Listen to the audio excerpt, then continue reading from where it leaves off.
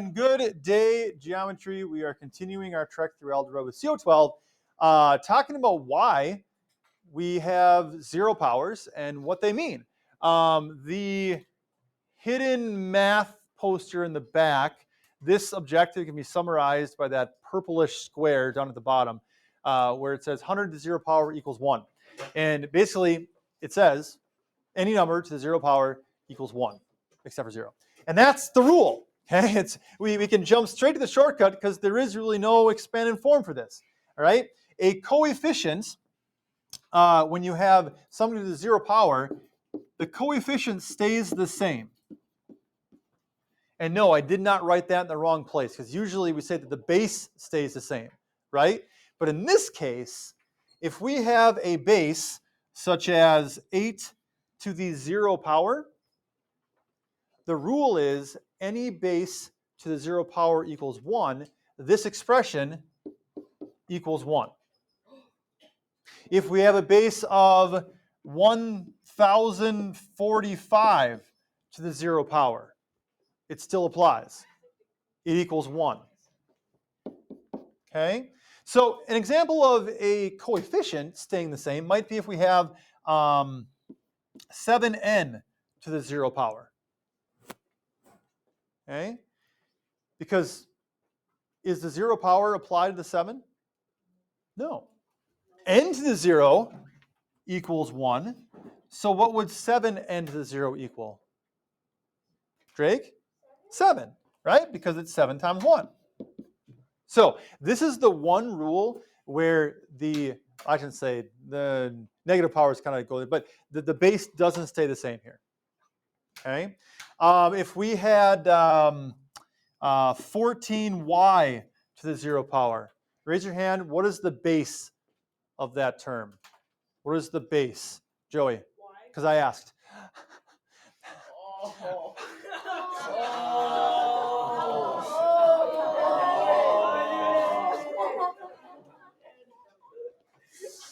So 14 times 1, we really didn't need that example. It's the same thing as the last one I just had. I couldn't help myself. Okay? But it's that base. The coefficient stays the same. I know I did. This year it's funnier. Okay? So,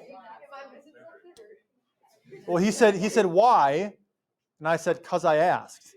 Like, you're gonna laugh at that later when not everyone's here to see it. You want to stay. I understand you want to stay proud right now. I get it, but later on it's gonna hit you. Like, oh, that's good. We don't need to worry about a line for the power here. Oh, these guys, yeah, it's good stuff. We don't have to worry about the exponent rule here because in this rule the exponent's always 0. So that's why we only have the coefficient and the base. So the rule in a nutshell is any base to the 0 power is 1. Any base to the 0 power is 1. Okay? With a rule this easy, there must be a pretty darn good reason why. And so let's explore that a little bit. Okay? Because, this is not just a regurgitation class, right? I just don't throw something at you. You just write it down, you throw it back at me. Hopefully we strive to understand a little bit. Okay? Okay. So what do we know about division? We know that anything divided by itself equals 1, right? So let's say that we've got n cubed divided by n cubed. We know that equals 1 because it doesn't matter what n is, anything divided by itself is going to equal 1. Okay? When we divide by the same base, I want to put the same expression up here, n cubed over n cubed. We just got done learning about dividing by the same base. How would we simplify this?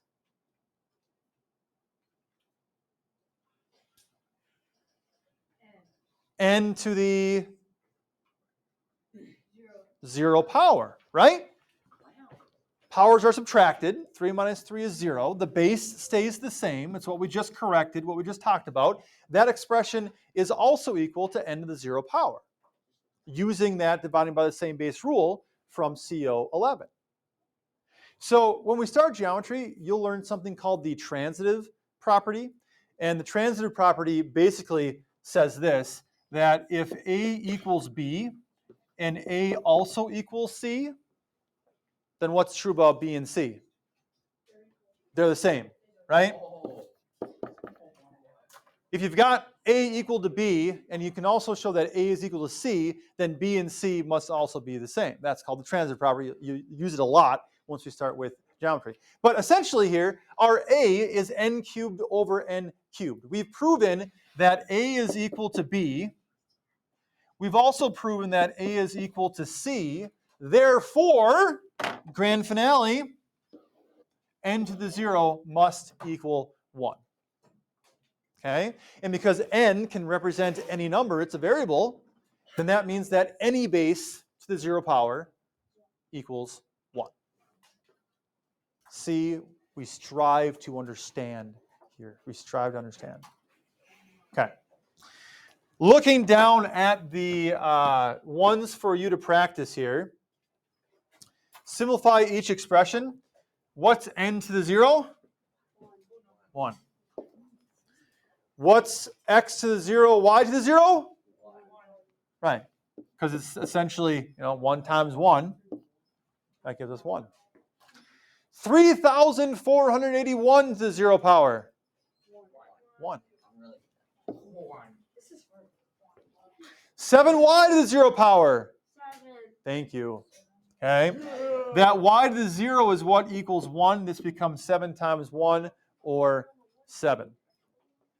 The coefficient in this rule, which that 7 is, the coefficient stays the same. Negative 9 to the 0 power. Negative 9. This becomes negative 9 times 1. Negative 9 is our coefficient. That stays the same. Right? So, homework for tomorrow. Work through the rest of this. I mean, essentially, you can go through here, and every time you see something to the 0 power, you can just kind of like pretend it isn't there, because it's really not. Right? Okay? Because it equals 1. The only time when you would have to pretend it's there is if I think I give you this on a test actually for extra credit. But if it's something like x to the 0 plus x to the 0, what would that be equal to? 2, right? Because this would be the same thing as 1 plus 1. Okay? Yeah. So if you're adding, that would be where you can't just ignore it and say, oh, that's 0, But outside of that, then you can just kind of pretend it isn't there. Sir? What about subtracting? That would be the same thing, yeah. Yes? Wait, so it's not 18 and 0 is equal to 2. Would that just be 18 C2? Yeah. Any questions, comments, concerns, complaints, compliments, congratulations, or criticisms? All right, folks, this homework is due tomorrow. That is how you math.